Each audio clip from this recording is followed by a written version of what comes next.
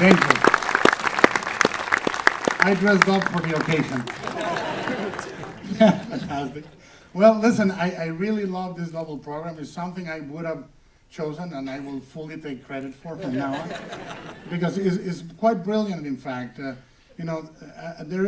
was that old program called Connections, where you started with a mouse and ended up talking about the Apollo 13, and this is sort of that.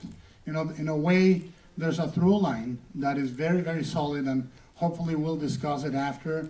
I would love for you guys to stay after the two movies, and we'll riff about them. It's as close as it gets to having milk and cookies together, So those of you interested in discussing it, your own theories, we'll have a little discussion afterwards. No questions about The Hobbit or Hellboy. No, but the idea for me is, in the 1800s, Edgar Allan Poe gives birth to a genre, acknowledged by everyone. He creates the modern detective story.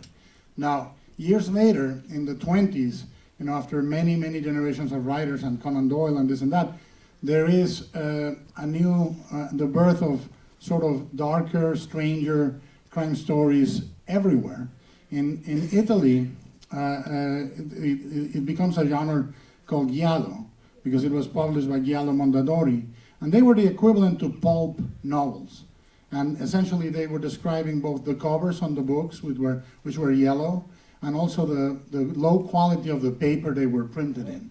So essentially it was like the pulp paper in America. Now, what happens is that as the years progress and they become an Italian genre all on their own in literature, they are birthed into cinema by a brilliant filmmaker, Mario Bava, through the movie The Girl Who Knew Too Much.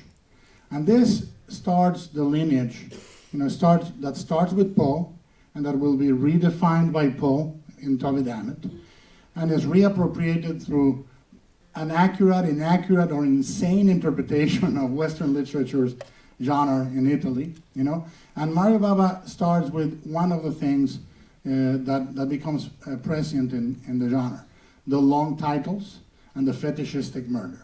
And both things are from then on often include animals in the titles, in really, really long titles, and they become very fetishistic movies.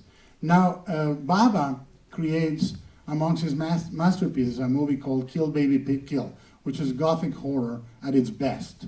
And it contains an image that is indelible, which is essentially a ghost girl that then is quoted by Fellini in Toby Dammit as the devil. We'll talk about why Fellini chose that image, why it seemed appropriate to him, to Toby Dammit. And it is, Mario Bava already had postulated some stuff that is a mainstay in his films. The brilliant, super saturated use of color palette, and really, really artificial shapes, great art direction, that then find their way into Argento. But Argento's surreal approach to the genre, I believe, is also in direct line after Toby Dammit. I mean, Fellini kind of liberates the genre in a way that makes it more genuine, more crazy, more beautiful. And the thing that we're going to see today, we're going to see them back to back. We're going to see a movie, Toby Dammit, that for me has not aged. Why? In contrast to other movies that are perfect artifacts of the time they were birthed in, but they even felt old back then. They felt dated back then. Fellini does with Toby Dammit what he does with every era he approaches. He did it in Casanova, and he does it here. He makes the distillation of the period through complete artificiality. So the movies are born artificial. The sea in Casanova is polyethylene bags, trash bags moving in the wind.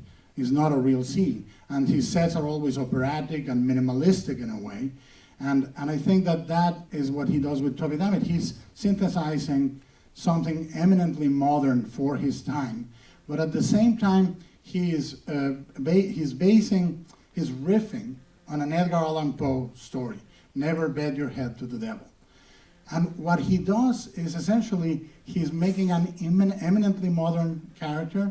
He's turning him into a 19th century decadent gentleman. So Toby Dammit may be dressed with the frills and bell bottoms of the era, and he may be driving a modern car, but he's ultimately a guy that you could find in an opium den in the 19th century. And the capacity to synthesize that Fellini has makes the film born out of its time in a beautiful way. We'll talk about that too. And then we come to Suspiria, which in my mind is Argento's masterpiece and is really one of my top favorites of all times. And it certainly is completely artificial. It's a movie that also thrives in artificiality. And you will see that that is one of the things that Giallo does. The murders are done in such a ritualistic, fetishistic, artificial way that there is no way to be outraged at them, because they are like Grand Guignol. They are completely deliberate, completely artificial acts. We'll talk about it after the screening. Stay with us and enjoy the films. Thank you.